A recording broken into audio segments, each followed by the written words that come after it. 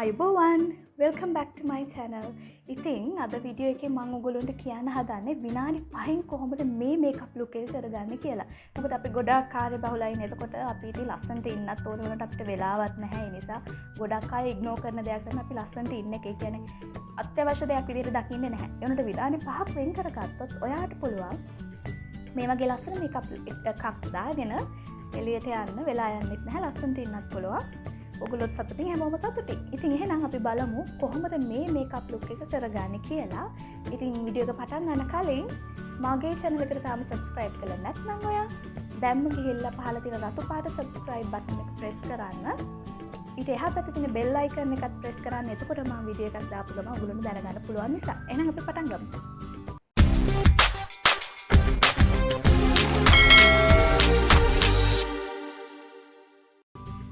හැමදාම වගේ makeup look එක පටන් ගන්න කලින් මම ඔයගොල්ලන්ට කියන්න ඕනේ හොඳට මූණ ක්ලෙන්ස් කරලා ස්ක්‍රබ් කරලා මැල්නොහම අයින් කරලා ඊට පස්සේ ටෝන කරලා මොයිස්චරයිසර් එකක් අනිවාර්යෙන් දාන්න ඕනේ. නැත්නම් මේකප් එකෙන් පස්සේ අර හැම වේලිලා උඩට කැතට පේන්න ගන්නවා.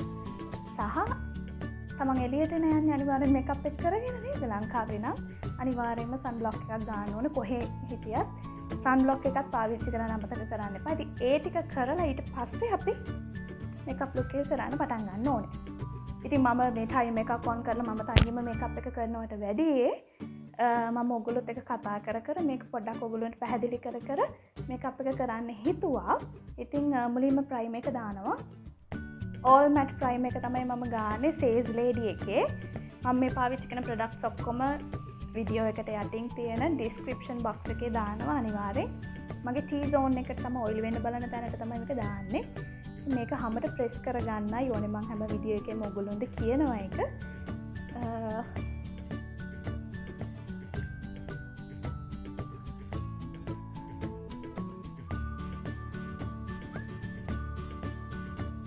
ඊළඟට මම කරන්නේ කන්සීලර් එකෙන් මගේ හැමේ තියෙන අඳුරු තැන් වහගන්න එක. ඇස් වලට කළු වෙලා තියෙනවා නම් ඒවා, ලප කැලවල තියෙනවා නම් ඒවා වහගන්න එක තමයි කරන්නේ කන්සීලර් එකෙන්.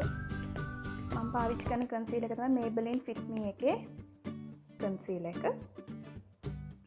ඒක මම මුලින්ම ගොඩාක් කන්සීලර් දාන්නේ නැහැ. එතකොට කේකි වෙන්න බලනවා කියන ඉරි ඉරි වගේ පේන්න ගන්නවා. ඒක හින්දා කන්සීලර් පොඩ්ඩක් දාන්නේ.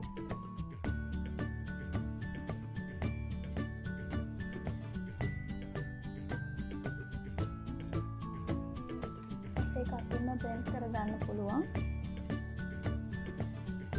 එකත් හැමත ප්‍රෙස් කරන්න.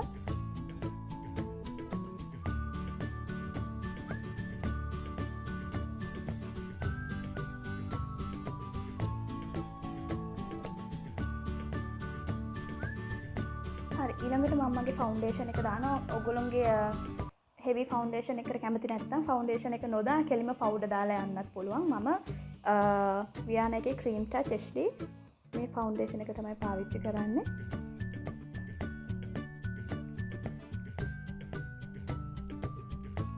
බියුටි බ්ලෙන්ඩර් එක තෙමලා මෙහෙම මිරිකපුවම වතුරෙන් නැති ගානට මේක වතුර අයින් වෙලා තියෙන්න ඕනේ. ඊට පස්සේ මම මේක මෙහෙම ප්‍රෙස් කරගන්නවා මූණට.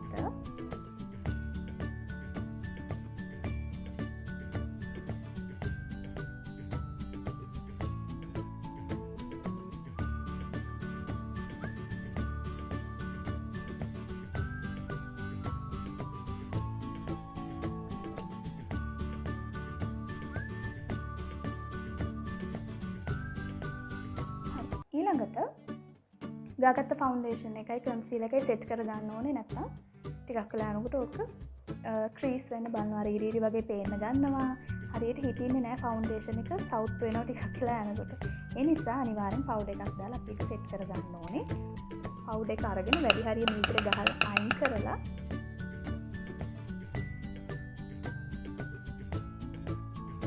ගොඩක් මොයිල් වෙන්න බලන්නේ මගේ T-zone එකනේ. ගොඩක් අයගේ ඒ හරියට වැඩිපුර පවුඩර් ටිකක් එන්න ගොඩක්ම නෙමෙයි.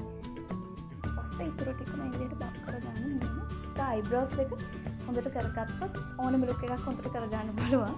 ඒ නිසා අපි ඊළඟට eyebrows එක අඳිමු. eyebrows අඳින විදිහ මම වෙනම වීඩියෝ එකකින් කියලා දීලා තියෙනවා. ඒ නිසා එකත් බලන්න. ඒකේ වැඩි විස්තර තියෙනවා තමන්ගේ මූණට ගැලපෙන්න කොහොමද eyebrow එක අඳින්නේ අන්න ඒ වගේ විස්තර ගොඩක් තියෙනවා මේ වීඩියෝ එකේ.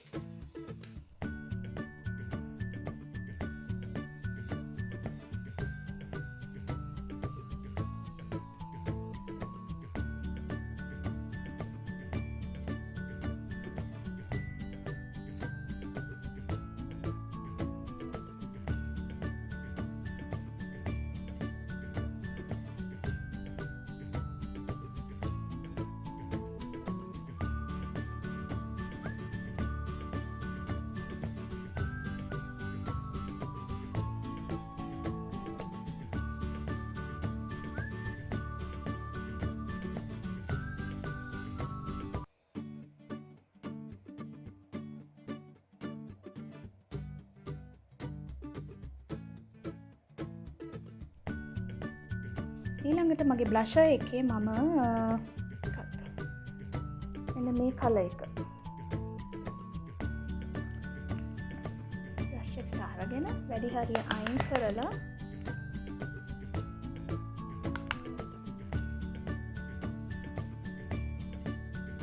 චීක්ස් වලට දාගන්නවා. ඊට පස්සේ ඒ බ්‍රෂ් එකෙන්ම ඒ බ්ලෂර් එකම අරගෙන මේ විදිහට eyelids වල දාගන්න. eyebrows එක මේ වගේ පොඩක් අවුල් වුණා නම් බ්‍රෂ් එක අරගෙන ආයෙ හදාගන්න. ඕකේ. ඊට පස්සේ මම කරන්නේ මොකද්ද? eyeliner එකක් දාන්න ගොඩක් වෙලා යනවනේ. සාමාන්‍යයෙන් අපිට පොඩක් ඇද වුණොත් ආයෙ එක දාන්න ඕන වගේ ප්‍රශ්න තියෙනවානේ. ඒ නිසා eyeliner එකට වෙලා යන නිසා මම කරන්නේ eyeshadow palette එකේ මෙන්න black shade එක අරගෙන ඊට පස්සේ ගොඩක් ඊට පස්සේ ඇහි මේ විදිහට අපි eyeliner එක අඳින තැන තියෙන අන්න එතනට පොඩ්ඩක් දාගන්න. දැක්කද? ඇහි පිට කෙළවරට පොඩ්ඩක් වැඩිපුර වෙන්න. ඊට පස්සේ මැද හරියේදී පොඩ්ඩක් අඩුවෙන් මහත වෙන්න. දාගෙන brown shade එක අරන් එක පොඩ්ඩක් එකක් කරගන්නවා. හරිද? එනවද?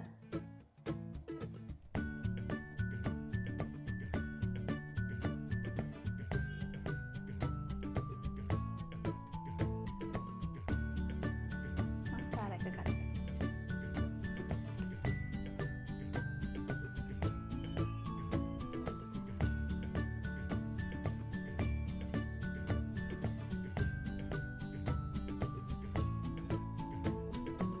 ඊළඟට තියෙන ලිප්ස්ටික් එක දාන්න. ඉතින් ඕගොල්ලන්ට මේ ලිප්ස්ටික් එකෙන් පුළුවන් සම්පූර්ණයෙන්ම ලුක් එක වෙනස් කරන්න. ඕගොල්ලන්ට මේ මේකප් එක දාලා දවසින් දවස ලිප්ස්ටික් එක මාරු කරලා යන්න පුළුවන්. මොකද ලිප්ස්ටික් එකේ ලොකු වෙනසක් කරන්න පුළුවන් නිසා.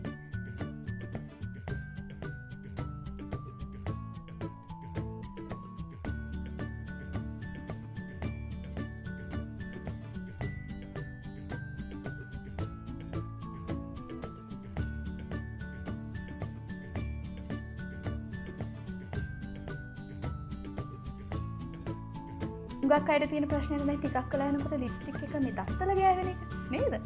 හරි කැතයි එතකොට. ඉතින් ඒකෙන් නම් ඔයගොල්ලන්ට පුළුවන් එක නවත්ත ගන්න. ඇඟිල්ලක් අරගෙන කියලා ගත්තාම අන්නේ ඇතුල් පැත්තේ තියෙන ටික ඔයගොල්ලෝ දැක්කද මේ තියෙන්නේ? ඇඟිල්ලට එනවා. එතකොට ආයෙ දත්තල ගෑවෙන්නේ නැහැ. හරි. ඊට පස්සේ අපිට අන්තිමට කරන්න තියෙන්නේ මොකද්ද?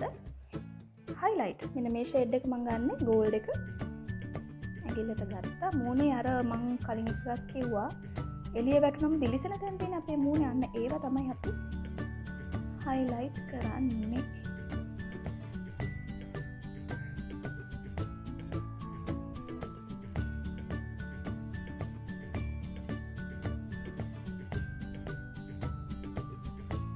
brow bone එකට යටි